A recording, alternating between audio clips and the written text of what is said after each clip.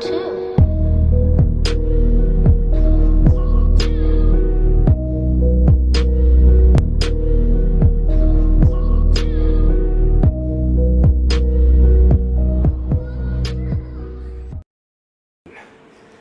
Good morning, everybody. Good morning, good afternoon, good evening, and good night. I am King Piggly. This is Gaming Imperfectly. Welcome back to the channel, guys. Welcome back to the channel. Thank you so much for being here.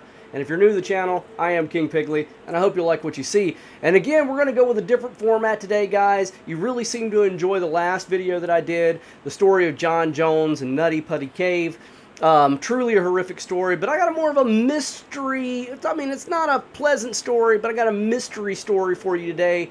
And if you like this story, guys, please smash in that like button, and by all means, elbow drop the subscribe button into oblivion, because that would really help me out. And don't forget to hit those bells, get the notifications. All right, guys, so you don't miss out on the next mysterious, macabre story that I'm going to do. But anyway, guys, let's go ahead and get into it here. The story that I'm going to bring to you guys today is the story of Aaron Hedges. I don't know if you guys have ever heard the story of Aaron Hedges, but Aaron disappeared back in 2014. And what it is that the way it goes is Aaron Hedges was 38 years old. I'll put a picture up of Aaron. He's the kind of guy whose neck was the size of his head, which Aaron was a pretty big fellow is what I'm trying to get at. He was pretty fit. He was an avid hunter. This guy had been hunting his entire life, and where he was hunting at and grew up at was a place called Big Timber, Montana, right outside the Crazy Mountains, okay? And the Crazy Mountains are just kind of like a geographical oddity in the region. They're just an upheaval of mountains. They're not attached to the Rockies. In fact, they're about 3 million years younger than the Rocky Mountains on a geological scale. So they are not a part of the Rocky Mountains. Aaron had hunted there his entire life. He actually had hunted there so much that he had caches of materials, sleeping bags, ammunition, food, water. He had it stashed during hunting season all around the Crazy Mountains where he had hunted on a regular basis. Well, one day, back in 2014, on September the 3rd, Aaron and two of his buddies decide they're going to go hunting at this place, and their camp was going to be at this place called, I can't remember the name of the lake now. Campfire Lake, that's where it was at. So Campfire Lake was going to be their base camp, and they were going to stay there for about 7 days hunting elk. It was elk season. But it was bow season, so Aaron had to take his bow with him, so did the other guys. Now, to get to Campfire Lake, you can't drive there. It's actually a walk to get to, you can drive into the Crazy Mountains, or the Crazies for short, a certain distance, but once you get to a certain distance, you got to walk. And so instead of worrying about all that, Aaron and his buddies actually got 2 horses and 1 mule, put all of their camping gear on these animals, and started going in.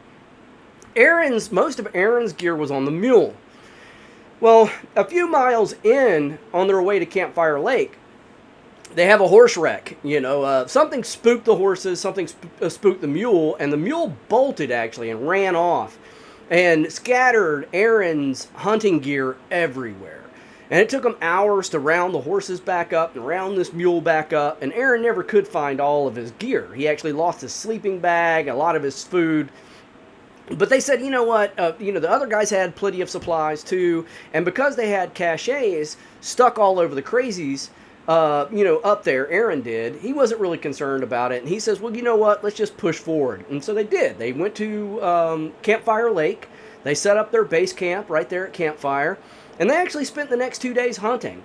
It was beautiful weather. All reports from the police department, from everything that is stated, including the guys that were with Aaron, stated that it was beautiful weather. It was 50 some odd degrees, sunny, not a cloud in the sky, absolutely gorgeous. On the 5th of September, at 10 a.m. in the morning, Aaron tells his 2 buddies, I'm going to go up to this other lake where he had a cache of goods and supplies. And he was going to go up to this lake, and I think it was called Sunlight Lake. And he was going to go up to hike up to Sunlight Lake, and get these supplies so he could continue hunting in comfort, while he was out there. Because, again, he had lost a lot of his supplies when the mule had run off. And his buddy said, fine, it's no big deal. Aaron, again, was an accomplished hunter, guys. He's 38 years old. He's perfectly fit, and he's armed. So it's not like there's a lot of danger here. And he grew up hunting in this place. So they said, okay, we'll see you later, Aaron. And Aaron goes at 10 a.m. This would be the last time anybody sees Aaron Hedges. Aaron goes up the trail. And the maps that all show this, and I'll put these up too, show that Aaron went up to this trail going up to Sunlight Lake. And the trail splits. It forks. And at this fork, guys, it is a clearly marked trail. These trails are not like, oh, I can't really make them out. They are clearly marked. And again, Aaron's been hunting here his whole life. And the trail forks. This is where it gets odd. At about 5 p.m. that evening, on the 5th of September 2014, Aaron still hadn't come back to his buddies. So his buddies they all had walkie-talkies, and these types of walkie-talkies that they were using also had GPS, which is Global Positioning Satellite, information on them. So when you radioed somebody, it would actually ping their location to you, GPS-wise, their coordinates, and vice versa. So when you answered them back, it would give your coordinates to them. And it's really hard to get lost like that. They radioed Aaron to see what he was doing, and they really couldn't make out a lot of what he was saying. It almost sounded garbled and a little mixed up. They really couldn't get a clear message vocally from Aaron, but he was keying them. He was talking to them. They just couldn't understand what he was saying.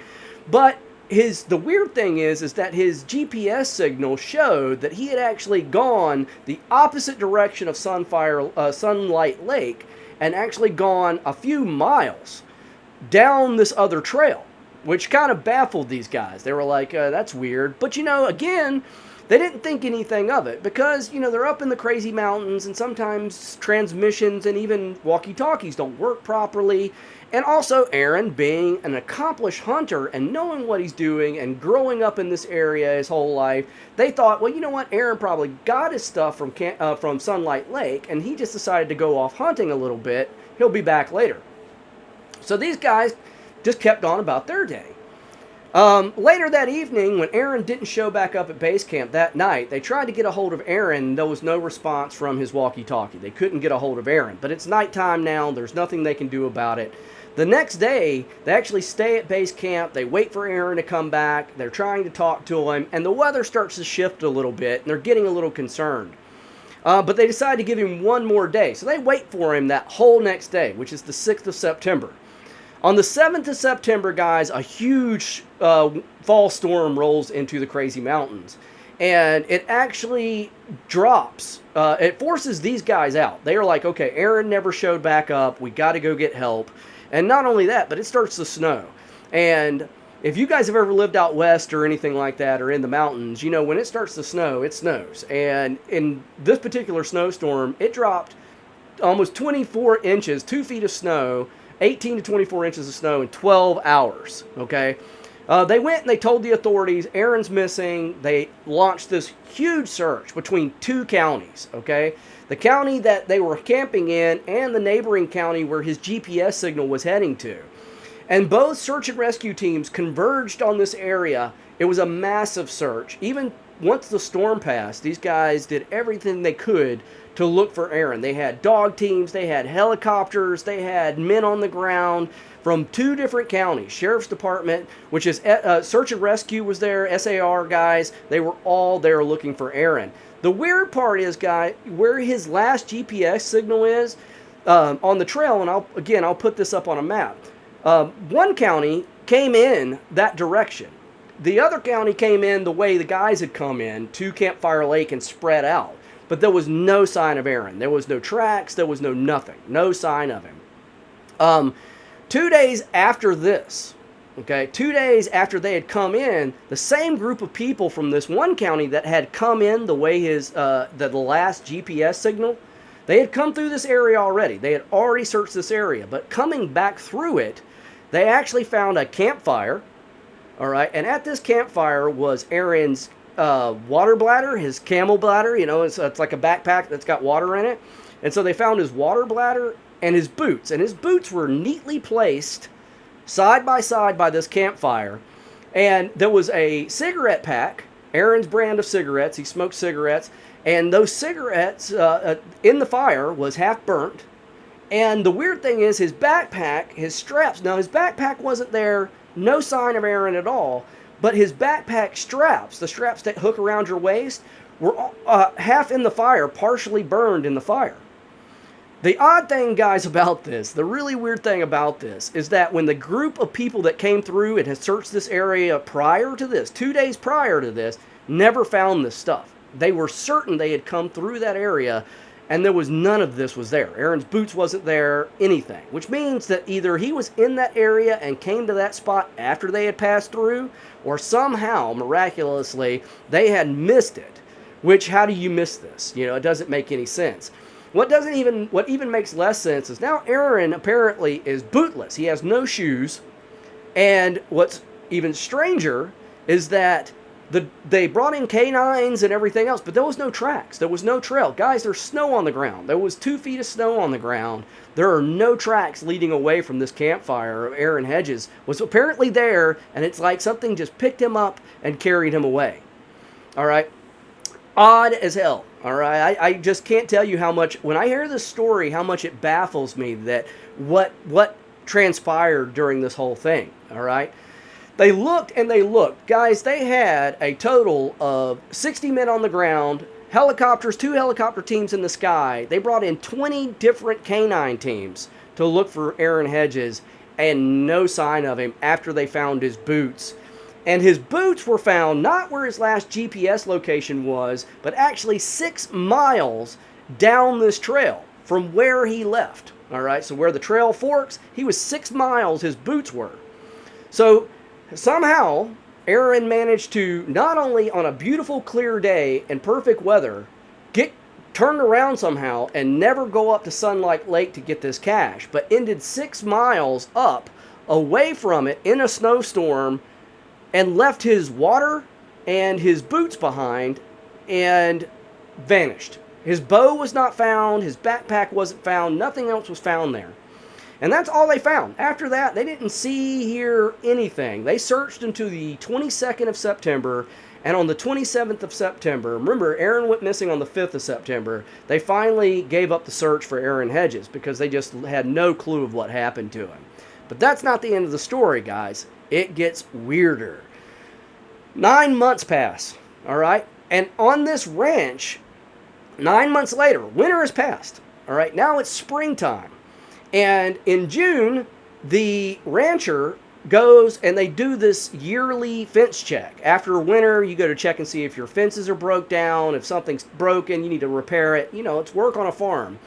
And so the rancher went from his property a mile away up this mountain. Now you could see his ranch from the top of this mountain, from this ridge where his fence line was. And as they're going up there, his father-in-law, this rancher's father-in-law, was with him, and he looks over, and leaning up against a tree is a backpack. And he goes, hey, some hunter must have left his backpack here, you know. And the guy was just like, well, that's weird. And they open it up, and inside is Aaron's ID. There's a .44 caliber handgun loaded inside the backpack. There's food, nutrition bars, all right, and Aaron's bow's laying right next to it. Now, guys, this wasn't thrown down. This was leaned deliberately with intent up against a tree, okay? It didn't look like it had been left out all winter. It was sitting there up against this tree. Totally baffled. Now, the man, like I said, you could turn around and look down into this valley, down to this man's ranch. There's a road. There's a creek, all right? There's water. Shortly, not far away from this backpack leaning up against this tree, on a rock, they find a thermos, which also belonged to Aaron Hedges, and an energy drink that had been opened and partially drank. It's like Aaron sat on this rock and had a cup of tea. You know, I mean, he sat and drank this energy drink looking down at safety. This guy was supposedly lost in the woods, all right, could see help, could see safety, and sat there and had a drink. All right, but again, no sign of Aaron. They brought in canines, everything. They couldn't find him. No sign of this guy. And that's it until 23 months later. 23 months, that's 2 years, guys. 23 months later, same group basically of ranchers and stuff, they were riding their horses up into the woods and up into the trails of the crazy mountains. And all of a sudden, one of the ranchers on the horseback kind of looks over and goes, hey, there's a skull underneath that tree. And sure enough, guys, as pretty as a picture, not disturbed, not perfect. It was white. I mean, it looked like a perfect skull. And I mean, human beings break down really fast when you're exposed to the elements. But pretty as a picture, underneath this tree is sitting a human skull. So they immediately call the sheriff's department. The sheriff's department comes in. At this point in time, they find Aaron's skull, some of his ribs, his pelvis, and his femur. Also, there is his jacket, his coat is there, his cell phone, and little items like that. Right there with his skull, just as pretty as a picture. Although they never find his pants, they never find socks, they never find his shoes, because they found his boots way back when he first went missing.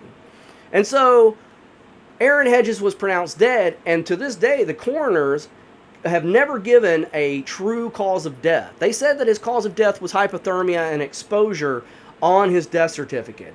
But here's the problem with this, guys, all right? And you guys can come to your own theories, and I would love to hear your theories on what you think or believe might have happened to Aaron Hedges. But here's the thing. Aaron, if he was hypothermic, because here's the thing, if you don't know about hypothermia, guys, if you're suffering from hypothermia, there has actually been numerous cases of people who are suffering from hypothermia, which is when you start to freeze to death, believing that they're actually burning up hot. And so they start shedding their clothing, all right? If that's what Aaron did, all right, so it snowed 2 feet when he went missing. If Aaron was hypothermic and he took his boots off, all right, how did he walk then barefoot 2 miles through rugged terrain, all right, to where his backpack and stuff was found, 9 months later? More importantly, why was his backpack his bow? I mean, he carried his bow. If you're hypothermic, you're not carrying a bow and a backpack through 2 feet of snow through rugged territory. And how did he just up and disappear? Why could the canines not find any scent of Aaron Hedges? Also, if you're looking where his backpack was and looking down into that valley, why didn't he go get help? There are so many things that make no sense with this case. Unfortunately, Aaron Hedges is dead. I mean, that's the end of the Aaron Hedges story. But it is a baffling one, guys. I've racked my brain reading about this thing over and over again. I've tried to make sense of it in some way, shape, or form. I have no clue. I mean, I have theories just like everybody else. But I'd love to hear what you guys think. Guys, again, if you like this video, please hit that like button. And if you are new to the channel and you've been here this long, I really hope you'll consider just elbowing the dog mess right out of that subscribe button. Keep coming back and hanging out with me. And don't forget to click the bell so you don't miss the next time I do upload. But that's it for King Pigley today. Thank you so much for being here, guys. Thanks for the support. And I will see you guys in the next video.